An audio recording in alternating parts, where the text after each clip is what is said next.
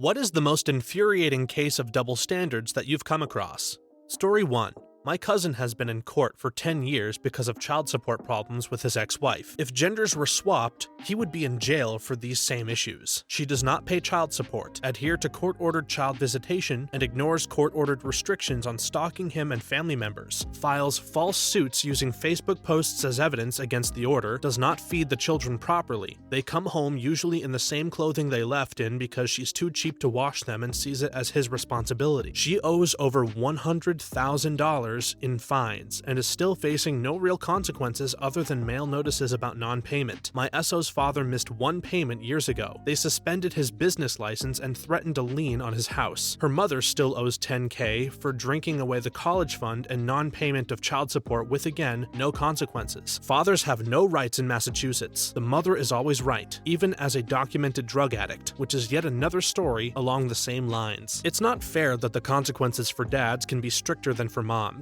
even when they didn't do anything wrong. It's a big problem in Massachusetts and something needs to be done about it. We need to make sure that dads have the same rights and protections as moms in the legal system. Story 2. When I worked for a supermarket in the UK that rhymes with bait rose, I bleached my hair. I'm a man. They ordered me to cut it all off and then changed my shift to be an outdoor trolley collector. And I had to wear a hat. The person who told me to do this had bleached blonde hair, and they were not a man. Someone replied to this comment saying, I also applied for bait rose when I was 16 for a Sunday job and they wouldn't hire me because my hair was too short. It was a grade 2 all over. They must have a thing about men's hair. Story 3. I was about 8 months pregnant. My cousin's girlfriend was about 7 months pregnant. We were all at my aunt's house. My cousin's girlfriend, let's call her Christy, had a reputation for being not very bright, but also very arrogant. She insisted that it was perfectly fine to smoke during her pregnancy because the baby's lungs were not developed yet. Wow. Just wow. No matter what evidence my aunt showed Christy, she stuck with her stubborn, selfish belief. She smoked cigarettes up until 6 months pregnant and smoked pot from a street drug dealer up until the car ride to the hospital to deliver. She also drank 2 alcoholic beverages a day. We all suspected possibly more. We were appalled, but there was nothing we could do to stop her. I had not said one thing to her about it because it just wasn't my place to. My aunt had said enough. On the other hand, I completely gave up alcohol. I never smoked. All coffee, caffeine, getting my hair and nails done, sushi, and everything that my midwife said could cause harm to the unborn baby. I even switched to a natural deodorant. Back to my aunt's house, my aunt had come back from a store with sub hoagies, fresh deli meats and cheese. We all started making ourselves subs, except for Christy, who was busy smoking a blunt in the bedroom. As I was eating my turkey sandwich, Christy comes out of the bedroom, high as a kite, looks at me dead serious and says, "You're not supposed to be eating that. Deli meat is unsafe for the baby." It took every ounce of energy in my body to not hurl myself screaming into her face. Christy is not just being careless with her own child's health, but also for other people's health. It's also weird how she tells OP that they can't eat, but doesn't take responsibility for the harmful things that she's doing to her baby. OP is handling the situation well, and it's not okay how Christy is acting.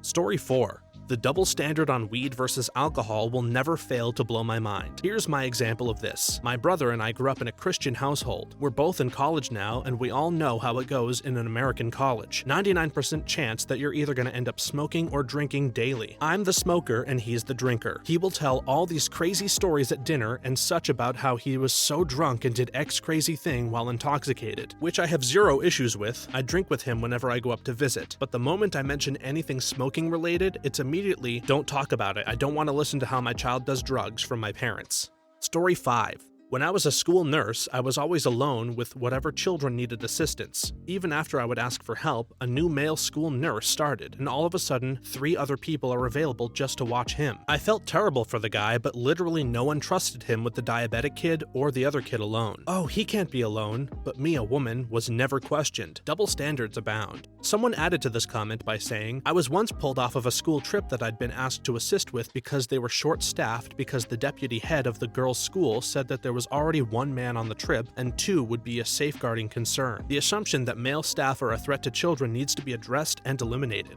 Story 6.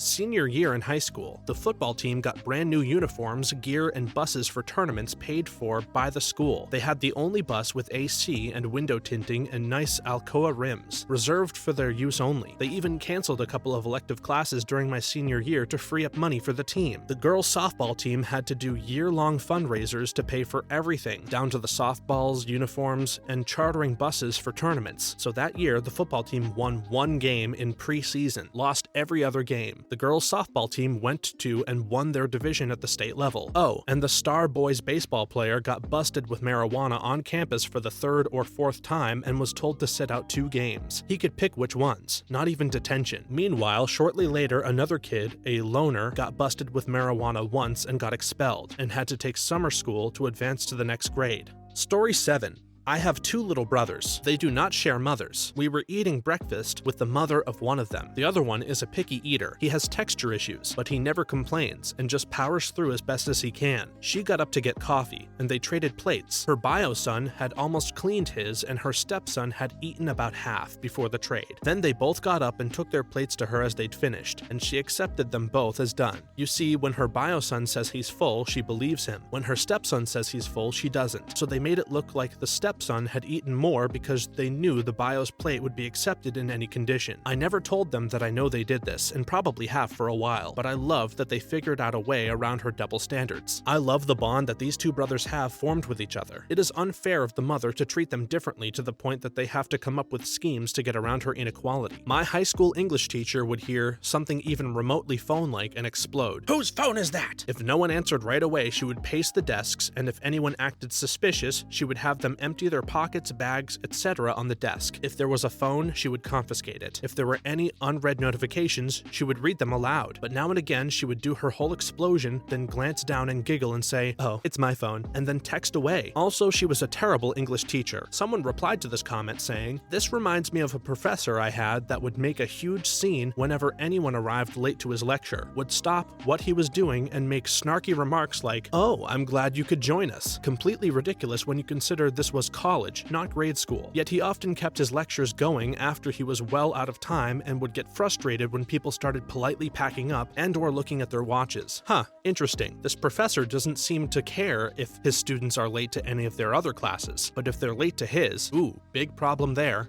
Story 9. A girl I dated in high school would often vent to me about her friends' boyfriends doing the same things that she would do to me. For example, we'd see each other every weekend. She wanted to see me more often, but we lived 40 minutes from each other, gas was expensive, and I was broke. And I had homework and extracurriculars, so I was busy during the week. She got mad and angrily told me to let her know when I cared enough to pencil her into my calendar. Not too much later, she was on the phone with me, telling me how her friend's boyfriend said the same thing to her friend and what a jerk he was for saying it. When I called her out on it, she just made up something about how our situation was different. Story 10. When I passed my driving test, I had about 3 years, no claims bonus with motorbikes that no insurer would let me use for a car. I guess it makes some amount of sense because they're different vehicles of different sizes with different risks. What makes absolutely no sense is how having my motorbike stolen should negatively impact my premiums for car insurance when the difference in stealing a bike versus a car is vastly different, and I was living at a completely different address in another city. Yet I'm still forced to pay increased premiums for 5 years. If having a bike stolen is relevant to increasing car insurance premiums, how is riding one safely for 3 years not relevant to reducing them? Insurance is a bloody racket. The idea that riding a motorbike safely for 3 years is not relevant to reducing car insurance premiums, while a stolen motorbike is relevant to increasing them, is completely illogical. OP's frustration and anger towards the situation are understandable, as it seems like an unfair and unjust system. Story 11. Middle-aged woman I used to work with was always complaining about her son-in-law, and one day she was complaining to me and saying how he doesn't clean her daughter's car off when it snows, and that it is something the man should be doing. And I responded with, "Sure, but how would you feel if he said the same thing about dishes and being something the woman should do?" She paused and then said she never thought about it that way. You couldn't have given a better response to her. I appreciate how she could instantly accept her mistake rather than getting all defensive and making up excuses to stay in the lead. Story 12. My wife can be out with the kids at parks or shopping and no one bats an eye. When I do, I get death glares from hell. My wife can correct another kid's mean behavior and no one cares. When I do, I have to chill out because it's not my kid. Also, dads spending time with their kids is called parenting, not babysitting. Someone responded to this comment by saying, I have a more flexible work schedule than my wife, and I'm able to stay home with our kid a few days a week. The number of people who ask, how do you feel about that, is astounding. My normal response dripping with sarcasm, I know this might sound crazy, but I like my kid. Wild, right? Story 13. My mom got upset at me for something unreasonable. She called me and was instantly shouting over the phone. I was angry in return, and both my parents were upset that I could be upset with them because they do everything I could ask for, including the basic requirements to raise a child, not including any sort of emotional support, of course, and providing numerous mental health problems. The next day, my dad was talking to me and explained she was just upset, and if you start a conversation angrily, the other person will be defensive reactively, meaning I was instantly angry with her and she was just being defensive. I took this as an opportunity to prove I wasn't in the wrong at all. I explained to him that he was right, but when I picked up the phone, she was instantly shouting, so I reacted defensively. So isn't it wrong how she acted? He said something along the lines of, well, but she's your mom, his go-to excuse for her, as if that clears her of all her wrongdoings. It is super annoying having this unwinnable argument with parents. You could have a perfectly valid argument proving your parent is wrong in any number of ways, and they will just flip the tables by yelling at you for talking back to them, and you still get in trouble for defending yourself perfectly. What kind of kangaroo court is this? I want my lawyer. Story 14. I used to work at a progressive company with lots of different personalities, which was very good for me, I might add. I'm a straight white guy and had a coworker who was gay. He was a jerk to everyone, but people found him hilarious, seemingly because he was gay, so they let the straight up mean things he would say and do slip by. He would say things like, well, of course you messed that up, you're a man, or why would I ask you, a man, to handle this for me? No thanks. Before I realized he was just a mean guy, I would try to join in the banter when he would take a shot at me and fire one back at him in jest. He reported me to my manager saying that I was being offensive to him and I got reprimanded. After 2 to 3 instances of him not being able to take a joke, I realized that I should just literally never talk to him unless it's 100% work related. Wow, someone clearly can't handle the taste of their own medicine. Oh well, the correct way to handle this does seem to be avoiding speaking with them at all, and even report the behavior when it's done to you and keep the results of your write-ups for the same behavior on hand just in case. Story 15. Being a single parent, I was a single dad for a long time. Single mom equals normal, or maybe a deadbeat dad somewhere, or maybe a long list of not her fault. Single dad equals WTF. How can you take her kids from her? He must have done something to her. Or she just has to be dead, right? Because no way a man would have his kids. I had one of my kids' teachers say this to me during parent-teacher conferences. No background and no idea what my situation was. Just assumed I'm a bad person. Stared right at me with a judgmental smirk on her face. When I rejoined the dating scene, I had women over and over stop messaging or calling when they found out I had custody of my kid. It's tough to see that even now, single dads still get judged and stereotyped. It can happen to anyone, not just moms. And it's not fair to judge someone's character or parenting skills based on their relationship status. And it's not just single dads who suffer from this double standard, but also their kids who may be affected by people's negative assumptions. We need to break these stereotypes and support all parents, no matter if they're moms or dads, for the sake of the next generation. Story 16.